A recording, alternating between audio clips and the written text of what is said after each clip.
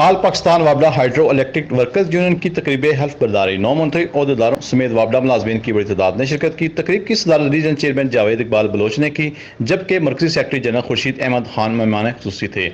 تقریب سے خطاب کرتے ہوئے خورشید احمد خان اور جاوید اقبال بلوچ نے تمام نو منتخب عہدیداران کو مبارکباد دی اور کہا کہ سی بی اے مزدوروں کے حقوق کے لیے اپنی جدوجہد جاری رکھے گی۔ میٹر ریڈرز کو 11واں اسکیل دلوائیں گے، لائن مین کو اسکیل 14 میں پروموشن دلائیں گے اور ڈیلی ویجز یا کنٹریکٹ پر کام کرنے والوں کو مستقل کروانے کے لیے اپنی جدوجہد جاری رکھیں گے۔ Chairman city circle Rawalpindi Tariq Khan Niazi اور ریجنل سیکرٹری حاجی ظاہر گل نے بھی نو منتخب عہدیداران کو مبارکباد دی اور اس توقع کا اظہار کیا وہ اپنے عہدوں کی پاسداری کریں گے۔ اس موقع پر regional media coordinator Haji Azam Raza Jafri نے تمام قیادت کا شکریہ ادا کرتے ہوئے کہا کہ ہم پر قیادت اور مزدوروں نے جس اعتماد کا اظہار کیا، ہم سب مل کر وابڈا ملازمین کی فلاح و بہبود کے لیے دن رات محنت کریں گے اور ان کے حقوق کے تحفظ کے لیے بھرپور کردار ادا کرتے رہیں گے۔ تقریب سے regional joint secretary Haji Aftab Rafiq, zonal media coordinator Haji Azam Raza Jafri, zonal chairman Islamabad circle Muhammad Imran Khan, zonal chairman Jhelum circle Abdul Jabbar, zonal chairman Attock circle Syed Samar Shah, zonal chairman Chakwal circle Malik Khalid, zonal chairman G S O circle Sardar Waqar, zonal chairman G S C circle Syed Sada Shah, zonal chairman construction Lala انارگل،